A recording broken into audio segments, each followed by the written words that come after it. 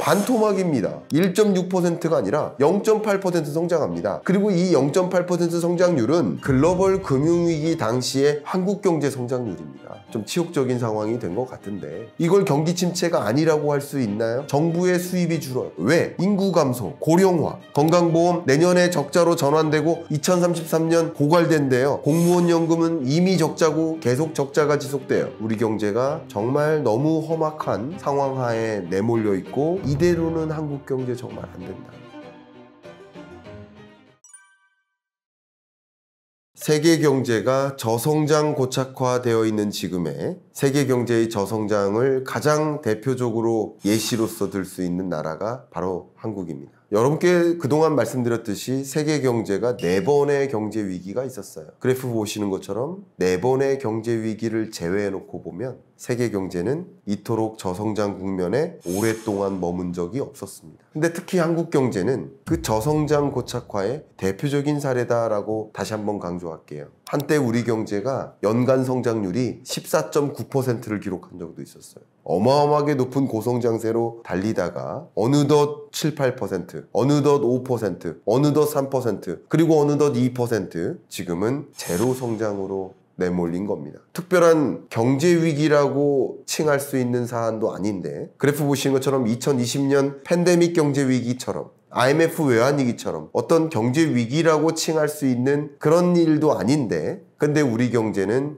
제로 성장으로 내몰린 겁니다. 제가 매년 경제 전망서를 발간하고 있고 그 경제 전망의 정의는 내년 경제 성장률은 몇 %입니다 라고 제시하는 것입니다. 그런데 여러분 기억하실 겁니다. 제가 머니인사이드에 출연해서 2022년 말에 2023년 경제를 전망하면서 경험해보지 못한 경기 침체가 올 것이다 라고 말씀드렸던 이유는 우리 한국 경제가 4번의 경제 위기를 만났었거든요. 첫 번째 오일 쇼크, 두 번째 IMF 외환위기, 글로벌 금융위기, 팬데믹 경제 위기. 이 4번의 경제 위기를 제외해 놓고 보면 2023년 성장률이 가장 낮은 겁니다. 그래프 한번 다시 보십시오.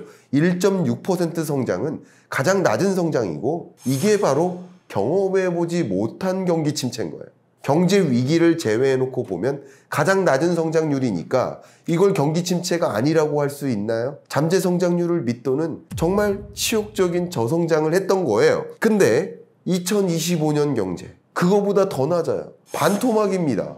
1.6%가 아니라 0.8% 성장합니다. 그리고 이 0.8% 성장률은 글로벌 금융위기 당시의 한국 경제 성장률입니다. 그러니까 글로벌 금융위기 그때의 성장 흐름인 거예요. 이렇게 정말 너무나 어렵게 여러분 너무나 어렵다고 느끼시죠? 한 분 한 분 다 어렵다고 느끼십니다. 정말 어려운 경제, 저성장 고착화 국면에 빠져 있는 겁니다. 그런데 2026년 경제가 성장률을 제가 1.5%로 제시했다고 해서 이 1.5%가 고성장 안에 어느덧 우리가 저성장을 너무나 만연하게 만나면서 1%대 성장률 보면서도 다행이다 회복된다 이렇게 느낄 만큼 좀 치욕적인 상황이 된 것 같은데 근데 1.5% 성장률의 의미가 뭐냐면 2025년 GDP가 이렇게 안 좋았던 건데 그거 대비 고작 1.5% 성장하는 거예요. 이걸 기저효과라고 하는데 기저효과가 반영되었음에도 불구하고 고작 1.5% 성장에 멈추는 거예요. 더군다나 우리 한국 경제가 잠재 성장률이 2% 정도로 추산을 하고 있는데 그 2%를 여전히 크게 밑돌고 있으니까 다시 제자리로 돌아가지 못하고 있는 겁니다. 이렇게 세계 경제가 저성장 고착화되고 있고 지경학적 불안, 이 불안으로 억눌리고 있는 그런 국면에 유독 한국 경제는 더 어려운 국면으로 치닫고 있다라고 정리해보지 않을 수가 없습니다. 이렇게 저성장 국면을 우리가 체감할 수 있는 가장 대표적인 여러분의 체감 경제가 아마도 자영업 경제가 아닌가 생각을 합니다. 제가 작년에 2025년을 전망하면서 자영업자 폐업 수가 100만 건에 달할 것이라고 되게 조심스럽게 전망을 했습니다. 제발 그 전망이 틀리기를 바라는 마음으로 폐업자가 100만에 달할 거라고 말씀을 드렸는데 안타깝게도 이미 자영업자 폐업자가 100만을 초과했습니다. 한번 여러분께 통계적으로 설명을 드리면 이렇습니다. 우리 취업자가 약 한 2,800만 명 정도 됩니다. 앉아 계신 우리 PD님은 임금 근로자예요. 임금 근로자와 비임금 근로자로 나누는데 이 임금 근로자가 대략 2,200만 정도 되고 나머지 한 600만 정도가 자영업자, 비임금 근로자라고 정의할 수 있겠습니다. 근데 이 비임금 근로자가 여러분 그래프 보시는 것처럼 추세적으로 어떻게 되고 있습니까? 줄어들고 있죠. 다른 말로 구조조정되고 있는 겁니다. 근데 이상하다 이런 생각 들 거예요. 정말 많은 사람들이 창업에 뛰어들고 있는데요. 특히 70년대생, 50대에 해당되는 이 인구가 대거 이 산업의 구조조정 때문에 이 주된 직장에서 이탈해서 재취업이 어렵다 보니까 어쩔 수 없이 자발적 창업이 아닌 비자발적 창업을 단행하고 있는데요. 그래서 어마어마하게 많은 창업 열풍이 일어나고 있다고 저는 들었는데 맞습니다. 중요한 건 다 창업이지만 다 폐업이라는 겁니다. 100만 창업이지만 100만 폐업이 일어나고 있다. 그리고 창업이 그렇게 많은데도 그럼에도 불구하고 자영업자 수가 줄어들고 있다는 얘기는 창업자보다 폐업자가 더 많은 구조다라는 거예요. 굉장히 안타깝게도 폐업을 예고한 창업이 이루어지고 있는 겁니다. 그만큼 재취업을 원하지만 우리나라 경제가 고용 창출력이 떨어지기 때문에 재취업이 어렵고 그것에 따른 차선책으로서 자영업을 창업하는 겁니다. 그래프 한번 보여드리면 2025년 자영업자 수는 2026년이 돼야 발표되겠죠. 굉장히 죄송하고 안타까운 전망치를 또 말씀드리려 하는데 안타깝게도 25년 폐업 자영업자 수는 110만을 초과할 것으로 생각하고 있습니다. 부디 틀리기를 바랍니다. 그런데 2024년 폐업 자영업자 수가 보시는 것처럼 100만을 초과했습니다. 근데 왜 폐업할까? 왜 폐업하고 있는 걸까? 첫 번째, 일단 앞에 말씀드렸던 것처럼 70년대생을 주축으로 해서 이 50대가 대거 주된 직장에서 이탈하지만 이 창업을 해야 되는 이유는 재취업이 어려운 거예요. 재취업이 어렵다 보니까 창업을 하는데 그 창업은 자발적 창업이 아니에요. 비자발적 창업이에요. 생계형 창업이에요. 떠밀려서 창업하는 거예요. 왜냐하면 생활비를 마련해야 되니까, 생계 유지를 해야 되니까, 부모를 부양해야 되니까, 자녀를 양육해야 되니까 쉴 수 없는 창업을 하는 거예요. 그러니까 쉼이라는 것을 선택할 수 없는 창업인 거예요. 그러다 보니까 급하게 창업합니다. 준비 안 된 창업을 합니다. 그러니까 이미 살아가고 있는 주거단지 근처에서 자주 보고 있는 그런 창업을 나도 할 수 있어 하면서 도전해요. 여기 식당 많은데 나도 할 수 있어. 커피숍 많은데 나도 할 수 있어. 유통, 편의점, 소매업 많은데 이건 나도 할 수 있어. 특별한 준비 절차 많이 없이 나도 할 수 있어. 근데 안타깝게도 지금 말씀드렸던 음식점업, 지금 말씀드렸던 서비스업, 그리고 지금 말씀드렸던 소매점업 이미 과밀화예요. 이미 과밀화된 과당 경쟁 상황 하에서 내가 스스로 또 창업에 뛰어들므로써 추가적인 과당 경쟁을 만들죠. 여러분 커피숍이 이 골목에 5개 있는데 6개 된다고 6개 자영업자의 매출액이 늘어나나요? 7개 되면 7개 자영업자의 총 매출액이 늘어나나요? 이 골목에서 발생하는 커피 매출액은 고정되어 있는 겁니다. 근데 더 많은 창업자가 등장하니까 다 창업하고 다 폐업하는 구조인 거예요. 과당 경쟁인 거예요. 굉장히 안타까운 구조조정이 일어나고 있는 겁니다. 두 번째, 왜 이렇게 자영업 폐업자가 많아질까? 이 많아지는 현상은 우리가 예의주시해야 됩니다. 이거는 무시할 수 있는 일이 아닙니다. 왜냐면 여러분 나는 임금 근로자인데요. 난 봉급받고 있는데요. 그렇게 말씀하시는 게 아니라 여러분의 부모님, 여러분의 형제, 여러분의 친구들 자영업자 꼭 있으시잖아요. 여러분도 자영업자일 수 있지만 그러니까 이게 우리 경제란 말이에요. 근데 창업하고 폐업을 왜 해요? 나라가 외환위기를 왜 겪어요? 프랑스 왜 재정위기를 겪을 것 같은 불안 상황에 놓인 거예요? 다 뭡니까? 빚을 변제하지 못할 때예요. 한국이 외환위기에 직면한 것은 외환을 변제하지 못해서 프랑스가 지금 재정부실 상황에 놓인 것은 그 재정 적자를 탕감하지 못해서 빚을 못 갚는 거예요. 정부도. 그러면 이 자영업자들은 왜 폐업을 해요? 빚을 변제하지 못할 때예요. 빚을 져서 창업을 했는데 이자 상환마저 제대로 매출액 가지고는 인건비 주고 임대료 주고 그리고 운영자금 다 쓰고 그 나머지로 또 이자 상환하는데 이자 상환도 채 못해요. 근데 어떻게 사업을 이어갑니까? 이렇게 안타까운 경제 상황 하에서 매출액 자체가 이자를 변제하지 못할 만큼의 그런 상황에 몇 개월 내몰리면 폐업을 결단할 수밖에 없는 겁니다. 그럼 왜 이렇게 매출이 줄었을까? 경기가 악화돼서죠. 앞에 말씀드렸던 저성장 고착화 국면인 거죠. 그러니까 저는 정말 이렇게 경제 연구자로 오랫동안 살아왔지만 이런 그래프는 처음 봤습니다. 그래프 한번 보시면 소매 판매액 지수 증감률이 제가 2022년에 23년 전망하면서 2년 연속 감소하는 건 역사상 처음이라고 말씀드렸거든요. 근데 2024년은 3년 연속 감소하고 역사상 처음 3년 연속 감소합니다. 그런데 2025년 지금도 여전히 감소세를 기록하고 있고 4년 연속 감소세를 기록하고 있는 겁니다. 왜 그래요? 일단 임금 근로자의 임금이 강하게 늘어나지 못하고 물론 여러분의 통장에 찍히는 소득, 월액, 명목소득은 증가할지 몰라도 물가 상승세가 더 가파르다 보니까 여러분의 실질 소득은 안 늘어요.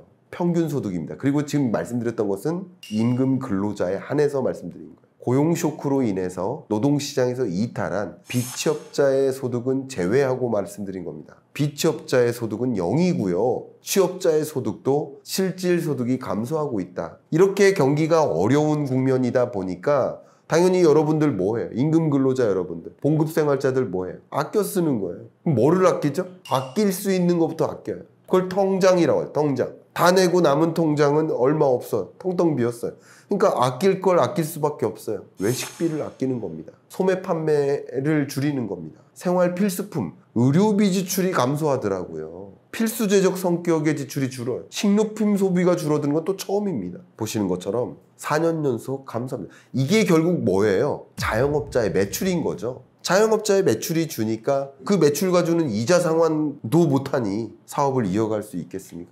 그렇게 어려운 국면입니다. 제가 얼마 전에 경제부총리님을 배웠고 제 채널에서 심층 대담을 나눴는데 제가 당부드렸었던 말씀, 제발 올해 성장률에 연연하지 말아달라. 올해 성장률 0.8이냐 0.9냐 1.0 나올 거냐, 그거 어차피 도토리 키재기니까 올해 성장률에 연연하지 말아달라. 내년 성장률에 연연하지 말아달라. 그거 역시 도토리 키재기예요. 1% 성장인 거예요. 그 올해 내년 성장률에 연연하지 마시고, 다른 말로 경기 진작에 연연하지 마시고 경제 성장 정책을 고민해달라. 지금 성장률 0%, 1% 이 성장세가 아니라 5년 후 달라져 있는 대한민국을 고민해달라. 올해 내년의 성장률에 연연하지 말아달라고요.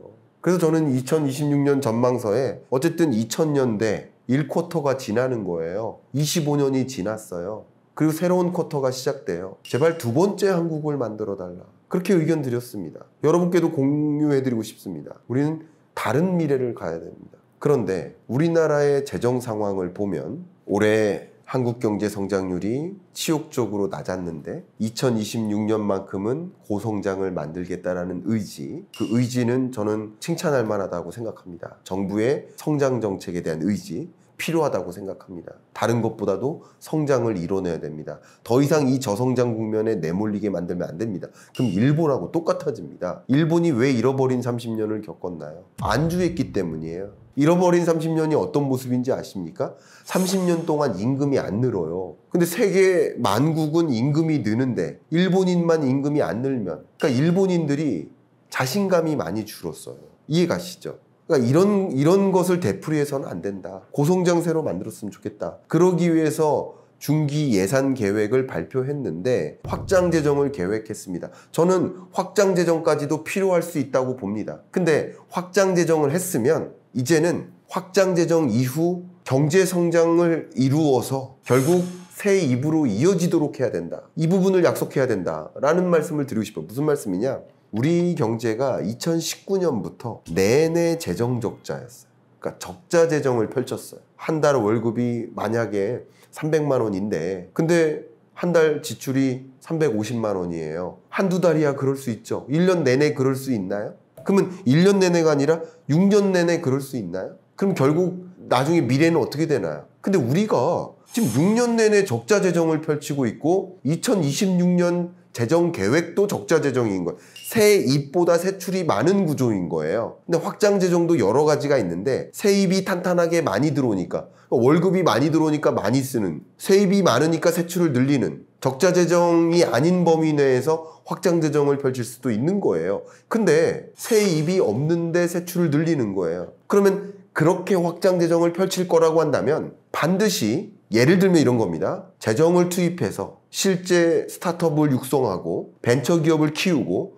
유니콘 기업으로 만들고 또 이들이 많은 고용을 창출하고 또 우리 한국 경제를 리드해 나갈 수 있는 정말 유망한 그런 기업들이 만약에 만들어져서 또 많은 일자리를 만들고 또 이들이 소비하고 선순환을 만들면 당연히 법인세 내고 소득세 내고 소비세 내니까 세입으로 이어지는 세출인 거예요. 확장적 재정 정책을 한다면 먼 미래를 보고 성장을 만들 수 있는, 성장을 약속하는 그런 어떤 지출이 있었으면 좋겠다. 예를 들면 디테일하게 말씀드려보면 이렇습니다. 저도 여러 이 R&D 예산 같은 것을 지출하는 그 자리에 심의위원으로, 평가위원으로 참여해온 바가 있는데요. 가끔 보면 R&D 지출 1억 원을 부여해요. 중소기업에게. 근데 그 중소기업은 1억 가지고 1년을 살아요. 그리고 1억 없으면 끝나요. 뭐죠?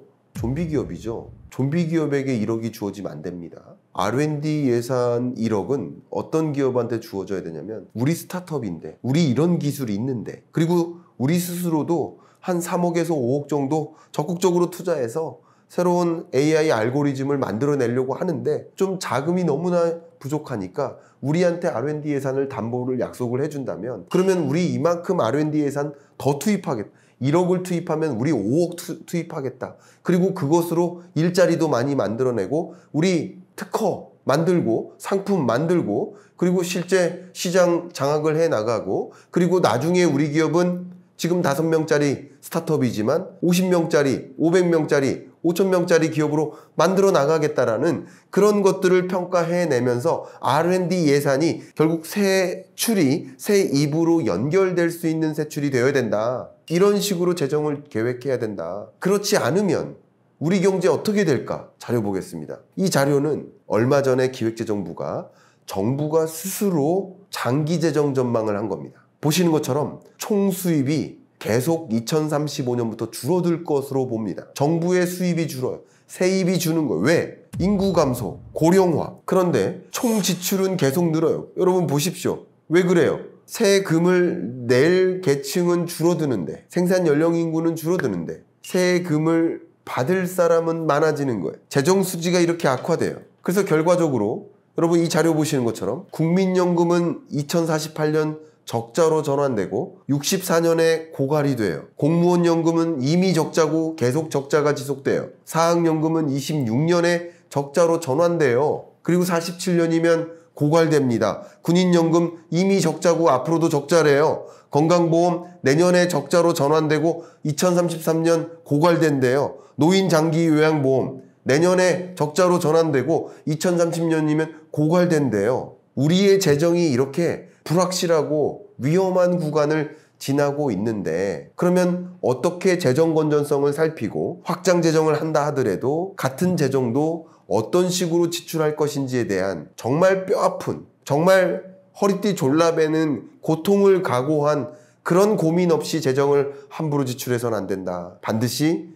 세입을 유도할 수 있는 세출이었으면 좋겠다. 우리 경제가 정말 너무 험악한 상황 하에 내몰려 있고 이대로는 한국 경제 정말 안 된다. 어떤 특단의 조치를 강구해서 달라져 있는 두 번째 대한민국을 구상해 줬으면 좋겠다. 이렇게 제안 말씀 올리겠습니다.